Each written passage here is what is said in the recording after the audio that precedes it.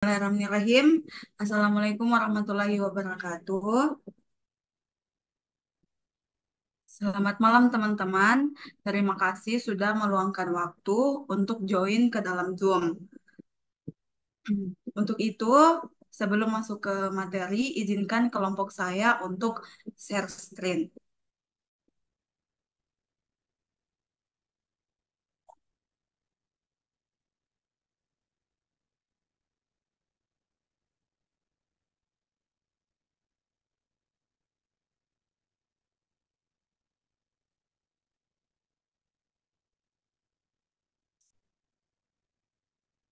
Yang terhormat Ibu Irma SKM MK selaku dosen pengampu mata kuliah epidemiologi. Jadi teman-teman di sini kita bisa lihat pembahasan dari kelompok kami itu masalah gizi stunting dan wasting. Sebelum masuk ke materi, saya akan memperkenalkan nama-nama dari kelompok saya. Yang pertama itu ada Siti Warda Fatima, yang kedua Sri Nova, yang ketiga saya sendiri, Nurhaliza, yang keempat Aura Assalam Madinah, yang kelima Fatima Siti Nurfadila, yang keenam Nurfadila Ilham, dan yang terakhir Muhammad Fadli Hussein Hashim. Jadi teman-teman, apa sih definisi stunting dan wasting? Jadi, stunting adalah kondisi gagal tumbuh yang terjadi pada anak balita, terutama bayi di bawah usia 5 tahun akibat dari kekurangan gizi kronis. Anak yang mengalami stunting memiliki tinggi badan yang terlalu pendek untuk usianya, yang diukur dengan menggunakan nilai Z-score tinggi badan. Sedangkan wasting adalah kondisi di mana anak mengalami penurunan berat badan yang signifikan atau tidak mendapatkan kenaikan berat badan yang memadai.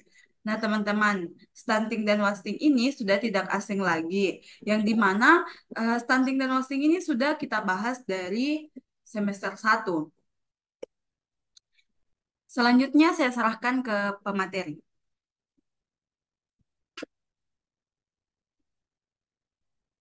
Baik, terima kasih atas kesempatannya. Jadi selanjutnya ada prevalensi global dan lokal statistik. Jadi stunting dan wasting adalah dua masalah kesehatan serius pada balita di negara berkembang, termasuknya Indonesia. Stunting disebabkan oleh kekurangan gizi kronis, terutama selama 1000 hari pertama kehidupan atau HPK yang berdampak pada pertumbuhan fisik dan perkembangan otak anak. WHO merekomendasikan edukasi nutrisi bagi ibu hamil untuk mencegah masalah ini. WHO memperkirakan secara global prevalensi stunting balita mencapai 161 juta dan prevalensi wasting balita mencapai 51 juta. Next slide. Adapun data prevalensi statistik stunting dan wasting. Yang pertama ada prevalensi stunting. Untuk anak usia 0 sampai 24 bulan di Indonesia menurut SKI 2023 itu sebanyak 12,9%. Untuk anak usia 0 sampai 59 bulan sebanyak 15,8%. Selanjutnya ada anak usia 5 sampai 12 tahun sebanyak 14,1%. Untuk anak usia 13 sampai 15 tahun 17,5%, dan yang terakhir anak usia 16 sampai 18 tahun 20,1%. Selanjutnya, nah untuk prevalensi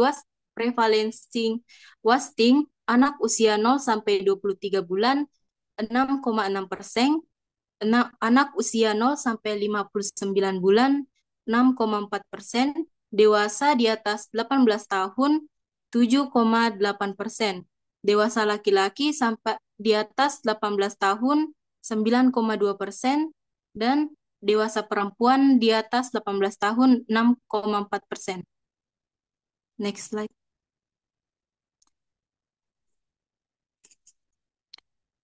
Selanjutnya ada faktor penyebab stunting. Yang pertama, berat badan lahir rendah atau BBLR. Berat badan lahir yang rendah menjadi salah satu faktor yang dapat meningkatkan risiko terjadinya stunting pada bayi. Bayi yang lahir dengan berat yang tidak memadai memiliki kemungkinan lebih tinggi untuk mengalami masalah pertumbuhan ini. Stunting pada bayi dengan BBLR biasanya disebabkan oleh kurangnya asupan gizi yang terus berlanjut yang berdampak negatif pada perkembangan mereka di masa depan. Yang kedua, tingkat pendidikan ibu. Ibu yang tidak menyelesaikan pendidikan dasar cenderung lebih banyak memiliki anak yang mengalami stunting. Pendidikan ibu memiliki peran krusial dalam cara mereka membesarkan anak dan memilih makanan yang secara langsung mempengaruhi status gizi si anak. Yang ketiga, tingkat pendidikan keluarga.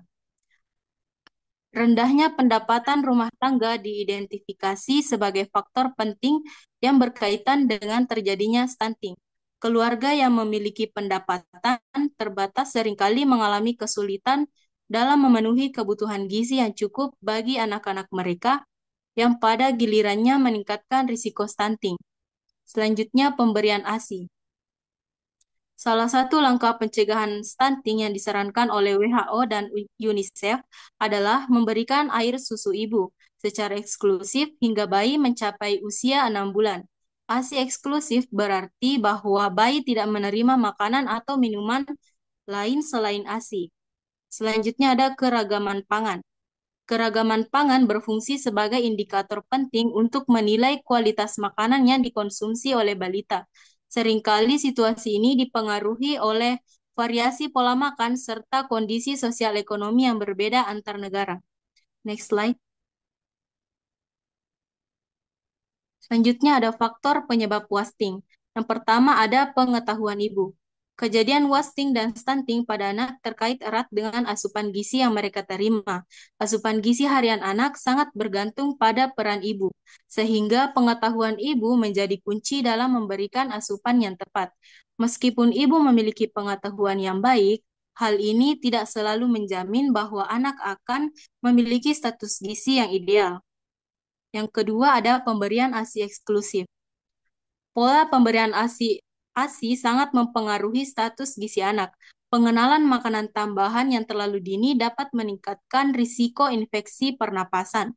Infeksi ini berkontribusi pada defisiensi energi, protein, dan nutrisi penting lainnya. Yang ketiga ada pekerjaan ibu. Status pekerjaan ibu adalah salah satu faktor penting dalam kejadian wasting karena dapat mempengaruhi cara ibu mengasuh anak. Ibu yang tidak bekerja memiliki lebih banyak waktu untuk mengasuh dan memperhatikan kebutuhan anak. Dan yang terakhir ada status ekonomi. Berbagai faktor sosial ekonomi seperti pendidikan, pekerjaan, dan pendapatan keluarga berperan dalam pertumbuhan anak. Status sosial ekonomi yang rendah dapat menghambat perkembangan dan pertumbuhan anak dengan mempengaruhi asupan gizi yang mereka terima. Sekian dari saya serahkan ke materi selanjutnya.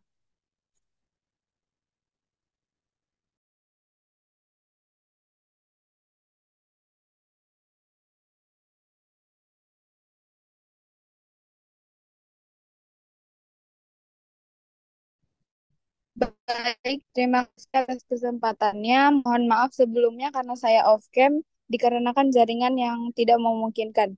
Selanjutnya saya akan menjelaskan tentang apa saja dampak stunting dan wasting. Yang pertama yaitu apa saja dampak jangka pendeknya. Yang pertama yaitu kecenderungan terhadap infeksi. Anak-anak yang mengalami stunting dan wasting cenderung lebih mudah infeksi karena sistem imun yang tidak optimal. Yang kedua yaitu risiko kematian yang tinggi. Malnutrisi dapat meningkatkan kemungkinan kematian, terutama pada anak balita. Yang ketiga yaitu komplikasi kesehatan. Anak-anak dapat menghadapi masalah serius seperti gangguan pernapasan atau infeksi saluran pencernaan akibat malnutrisi. Selanjutnya ada dampak jangka panjang. Yang pertama yaitu gangguan pertumbuhan fisik. Stunting dapat menyebabkan keterlambatan pertumbuhan yang berpengaruh pada tinggi badan dan kesehatan fisik secara keseluruhan. Yang kedua yaitu keterbatasan kognitif. Anak-anak yang mengalami stunting dan wasting beresiko memiliki kemampuan belajar dan berpikir yang lebih rendah, yang dapat mempengaruhi pendidikan mereka.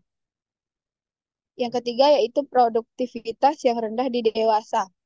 Individu yang mengalami malnutrisi semasa kanak-kanak mungkin menghadapi tantangan dalam produktivitas kerja saat dewasa. Yang keempat yaitu peningkatan resiko penyakit kronis. Terdapat hubungan antara malnutrisi pada masa anak-anak dengan peningkatan kemungkinan terkena penyakit kronis di masa mendatang, seperti diabetes dan penyakit jantung. Sekian dari saya berikan ke pemateri selanjutnya.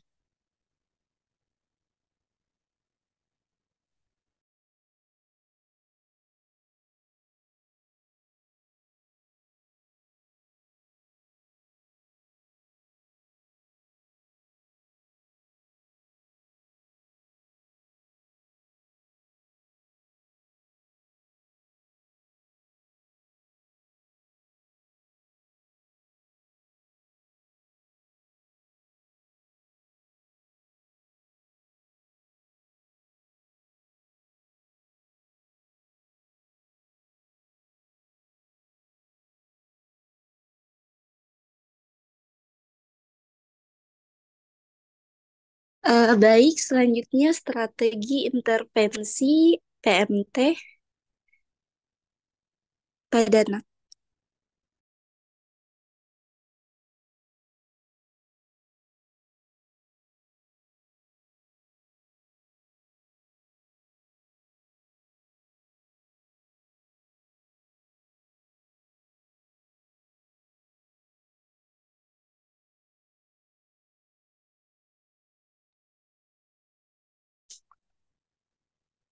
Nah, yang pertama itu program pemberian makanan tambahan atau PMT.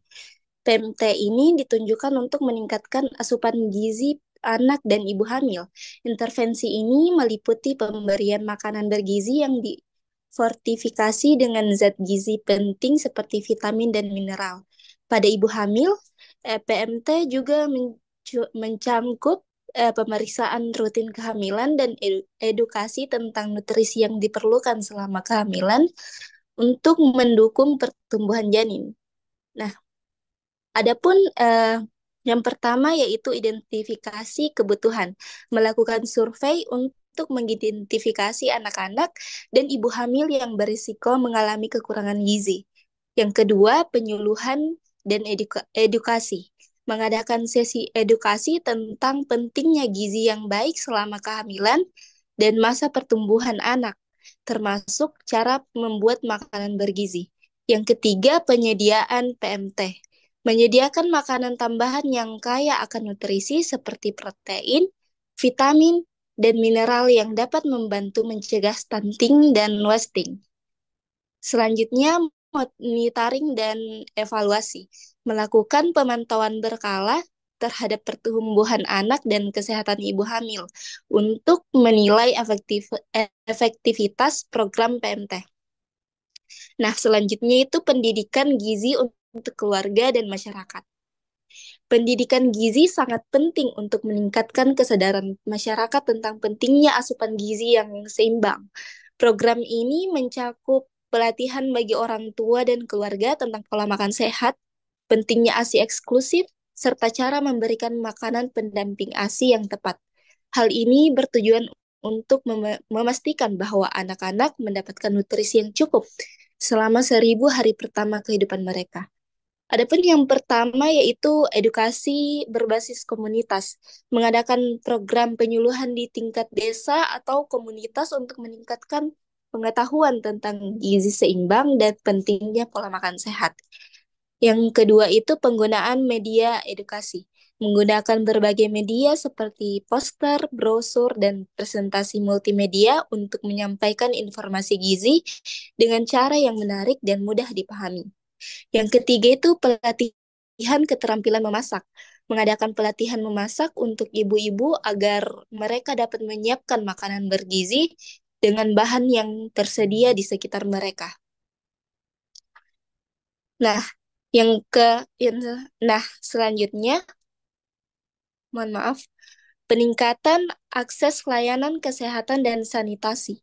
Akses yang lebih baik terhadap layanan kesehatan dan sanitasi sangat penting untuk mencegah stunting. Ini termasuk pemeriksaan kesehatan rutin, imunisasi, serta penyuluhan tentang praktik sanitasi yang baik. Program ini juga mencangkup penyediaan air bersih dan fasilitas sanitasi yang memadai untuk mencegah penyakit yang dapat mempengaruhi pertumbuhan anak. Nah, yang pertama itu peningkatan infrastruktur kesehatan. Membangun atau memperbaiki fasilitas kesehatan di daerah terpencil untuk memastikan akses yang lebih baik bagi ibu hamil dan anak-anak. Ya, nah, yang kedua itu pelayanan kesehatan terintegrasi. Menyediakan layanan kesehatan yang mencangkup pemeriksaan gizi, imunisasi, dan konseling kesehatan untuk ibu dan anak. Yang ketiga, edukasi sanitasi. Mengadakan program edukasi untuk tentang pentingnya sanitasi dan kebersihan, termasuk praktik mencuci tangan yang benar dan pengelolaan limbah yang baik. Selanjutnya saya serahkan ke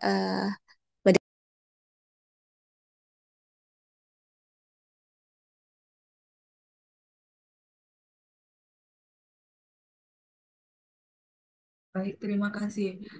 Selanjutnya ada peran kebijakan pemerintah. Untuk itu saya serahkan ke pemateri yang akan membahas lebih rinci bagaimana saja peran kebijakan pemerintah. Kepada Saudara Nur Siti Nur Fatimah Siti Nurfadila, saya persilakan. Terima kasih atas kesempatannya. Jadi di sini saya akan membahas mengenai peran kebijakan pemerintah dalam penanggulangan masalah gizi stunting dan wasting. Pemerintah Indonesia telah merumuskan berbagai kebijakan dalam menangani masalah gizi, khususnya stunting dan wasting, dengan pendekatan terpadu dan berkelanjutan. Adapun beberapa kebijakan strategis yang diterapkan, yaitu yang pertama, Gerakan Nasional Percepatan Gizi atau Germas PPG. Germas PPG dirancang untuk menginergikan layanan kesehatan bagi ibu dan anak. Program ini berfokus pada kelompok prioritas, terutama di masa 1000 hari pertama kehidupan, yang krusial bagi perkembangan anak. Kemudian yang kedua ada Strategi Nasional Percepatan Pencegahan Stunting. Kebijakan ini mendorong kerjasama lintas lembaga dan menyelaraskan seluruh program terkait stunting dengan 5 pilar utama. Pilar-pilar ini mencakup komitmen kepemimpinan, penetapan stunting sebagai prioritas nasional, serta upaya konvergensi program. Kemudian yang ketiga ada Rencana Aksi Nasional Pangan dan Gizi atau RANPG. Program ini menitikberatkan pada upaya perbaikan gizi dan pencegahan stunting melalui aksi nyata di tingkat provinsi dan kabupaten, sehingga setiap wilayah memiliki perencanaan gizi yang jelas. Selanjutnya, yang keempat itu intervensi gizi spesifik dan sensitif. Pemerintah menyediakan berbagai intervensi khusus seperti pemberian makanan tambahan, tablet tambah darah bagi ibu hamil dan remaja putri, serta pemantauan tumbuh kembang anak. Selain itu, intervensi gizi sensitif meliputi upaya peningkatan akses pangan bergizi, praktek pengasuhan yang baik, dan penyediaan air bersih. Yang kelima itu ada program konvergensi percepatan penurunan stunting. Program ini diterapkan di kabupaten-kabupaten prioritas dengan tujuan memperkuat dukungan politik dan koordinasi lintas sektor demi mempercepat penurunan angka stunting. Dan yang terakhir ada edukasi dan penyuluhan masyarakat. Pemerintah juga aktif memberikan edukasi kepada masyarakat mengenai pentingnya gizi yang baik dan pengasuhan yang tepat sebagai upaya preventif dalam mengurangi angka malnutrisi. Sekian materi yang saya sampaikan, saya serahkan kepada pemateri selanjutnya.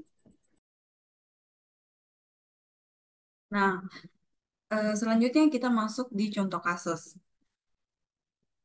Studi di Yogyakarta menggunakan pendekatan multidimensi dalam mengurangi prevalensi stunting dengan mengintegrasikan intervensi berbasis masyarakat, peningkatan sanitasi, akses pangan, dan pendidikan formal.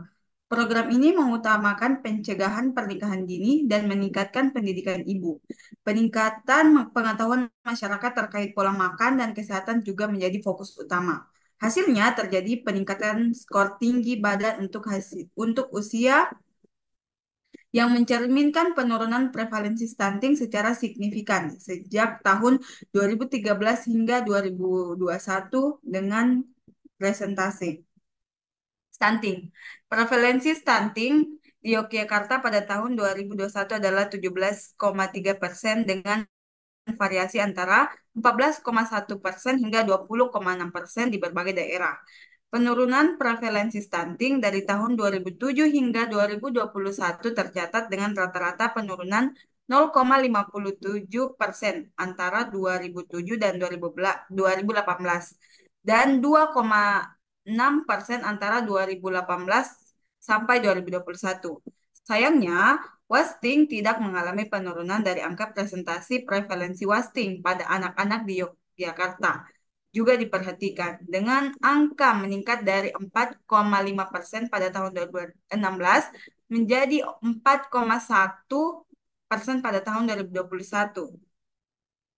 Beberapa intervensi yang dilakukan untuk menurunkan prevalensi stunting dan meningkatkan status gizi anak di Yogyakarta meliputi yang pertama, intervensi nutrisi spesifik, seperti pemberian makanan tambahan bergizi untuk anak-anak dan ibu hamil, program suplementasi mikronutrien seperti tablet besi untuk ibu hamil dan mencegah anemia. Yang kedua, intervensi nutrisi sensitif. Yang ketiga, kampanye kesadaran. Yang keempat, monitoring dan evaluasi. Yang kelima, kolaborasi multisektor. Itulah itulah, mohon maaf, itulah contoh kasus yang dapat kami ambil dari materi yang kami paparkan. Jadi, teman-teman, kesimpulan yang bisa kami tarik dari materi ini adalah epidemiologi masalah gizi stunting dan wasting pada balita di Indonesia. Prevalensi keduanya masih tinggi meskipun ada upaya perbaikan. Faktor penyebabnya beragam mulai dari berat badan lahir rendah hingga kemiskinan. Stunting dan wasting berdampak buruk bagi kesehatan anak, baik jangka pendek maupun jangka panjang. Mungkin cuma itu yang bisa saya sampaikan. Mungkin teman-teman jika ada yang ingin ditanyakan bisa menuliskannya di kolom komentar. Untuk itu mohon maaf atas lebih dan kurangnya karena manusia itu tempatnya salah. Wabillahi taufiq wal hidayah. Wassalamualaikum warahmatullahi wabarakatuh. Saya serahkan ke kelompok selanjutnya.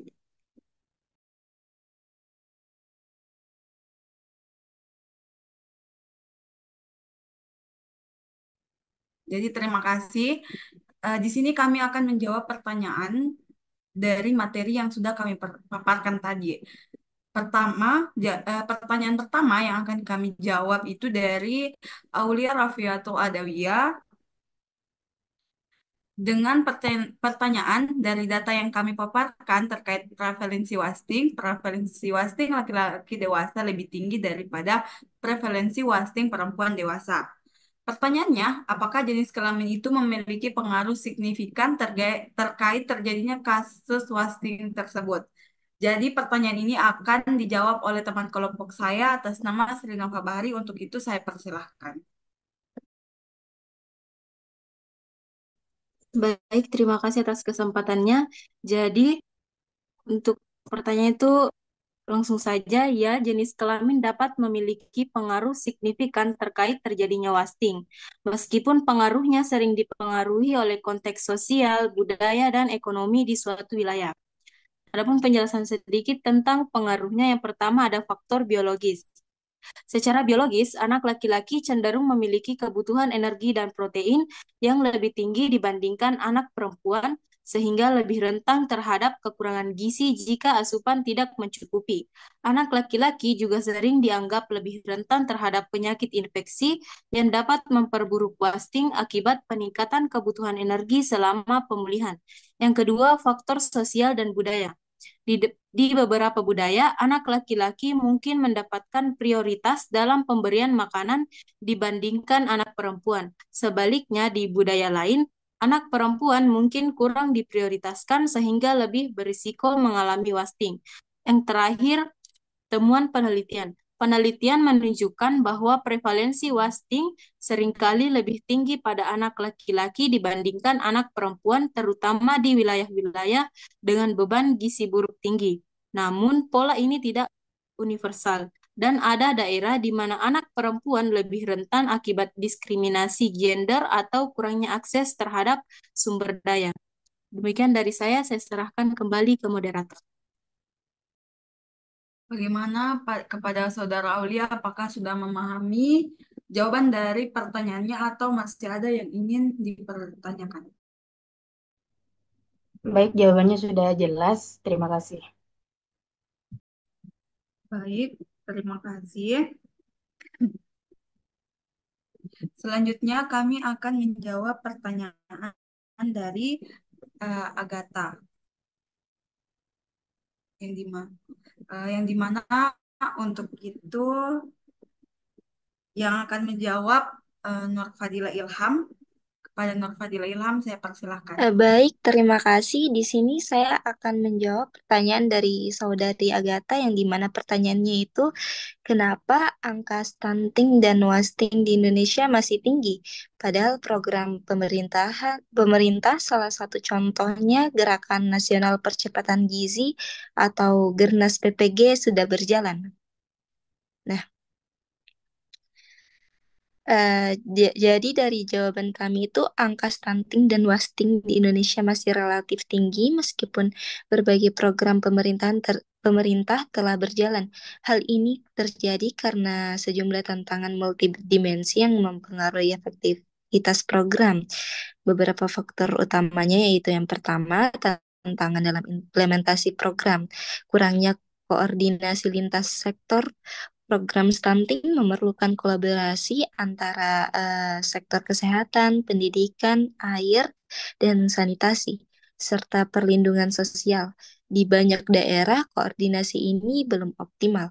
Nah, distribusi yang tidak merata juga akses terhadap program seringkali terkonsentrasi di daerah perkotaan, sementara wilayah pedesaan dan terpencil cenderung terabaikan. Nah, selanjutnya itu keterbatasan kapasitas tenaga kesehatan. Tidak semua daerah memiliki tenaga kesehatan yang cukup terlatih untuk menangani masalah gizi dan memberikan edukasi. Nah, yang kedua itu kendala sosial dan ekonomi. Kemiskinan dan ketidaksetaraan ekonomi. Keterbatasan finansial keluarga menghambat akses terhadap pangan bergizi dan layanan kesehatan. Nah, selanjutnya itu kurangnya edukasi gizi. Banyak keluarga belum memahami pentingnya pola makan seimbang dan perilaku higienis dalam mencegah stunting dan wasting. Nah, yang ketiga itu masalah lingkungan. Sanitasi dan air bersih yang buruk dan tidak memadai masih menjadi salah satu penyebab utama infeksi berulang pada anak yang berkontribusi pada malnutrisi. Nah, selanjutnya itu perubahan iklim. Ketahanan pangan terganggu akibat bencana alam atau cuaca ekstrim. Mungkin itu saja dari saya kembalikan ke moderator. Baik, terima kasih. Kepada Sari Irianti, apakah sudah memahami apakah sudah memahami jawaban dari pertanyaannya atau masih ada yang ingin dipertanyakan? Baik, jawabannya saya pahami dan saya terima. Terima kasih. Baik, terima kasih kembali.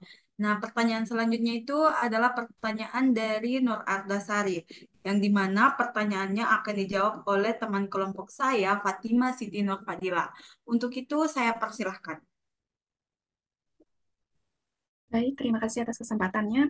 Jadi di sini saya akan menjawab pertanyaan dari Nur Adah Sari, yaitu pertanyaannya, menurut pendapat kelompok kalian, apakah intervensi yang dilakukan pemerintah dalam menurunkan angka stunting dan wasting di Indonesia saat ini sudah efektif? Dan apa ada saran lain dari kelompok kalian mengenai intervensi tambahan apa yang perlu pemerintah lakukan dalam menurunkan angka stunting dan wasting tersebut?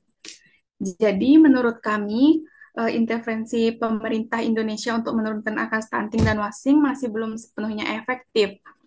Meski ada berbagai program yang telah diluncurkan, angka stunting tetap tinggi dan belum mencapai target yang ditetapkan.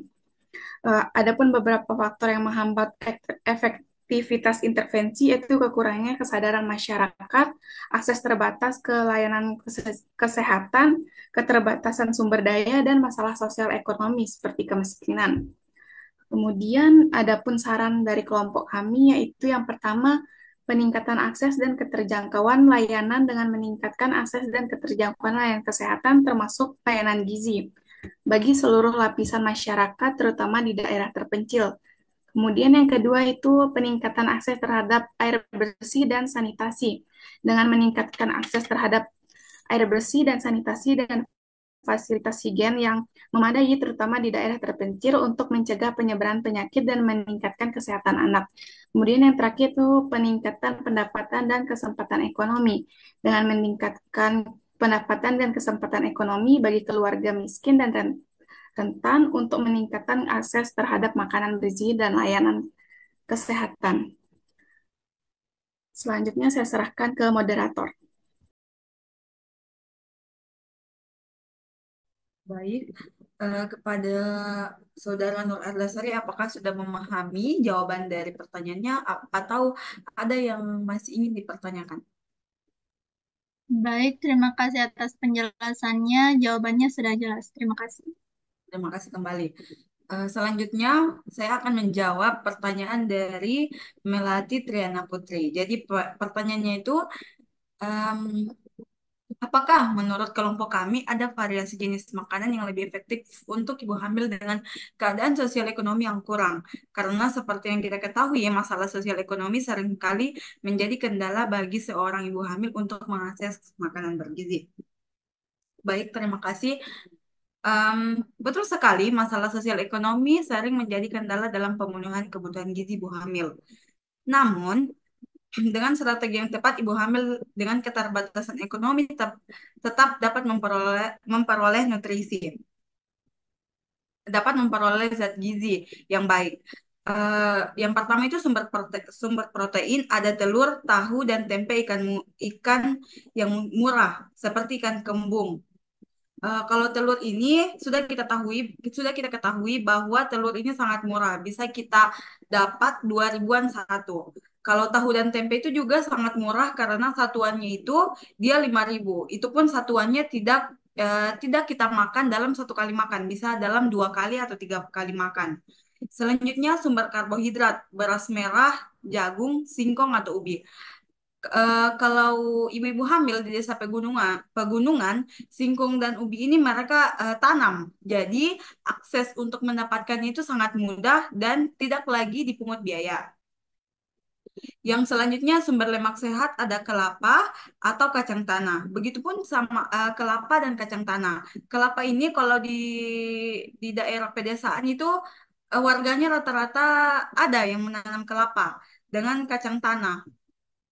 Sumber zat besi itu kayak daun kelor, bayam, kangkung, atau daun singkong. Sumber vitaminnya seperti pepaya, tomat, atau jambu biji. Jambu biji ini dia juga bisa tumbuh sangat mudah tumbuh. Dia tidak memiliki spesifik tanah untuk tumbuh.